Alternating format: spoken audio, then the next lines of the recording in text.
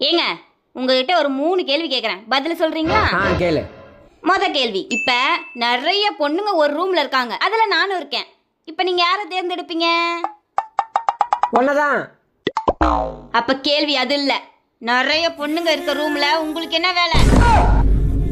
ஏய், நீ கேட்ட நான் பதில் சொன்னேன். சரி, 2வது கேள்வி. ஒரு பொண்ணு வந்து உன் வீட்டு கதவை தட்டுது, நீ திறப்பியா மாட்டியா? சே, நான் ஏன் திறக்க போறேன்? அந்த கதவை தட்டின பொண்ணே நாதான்.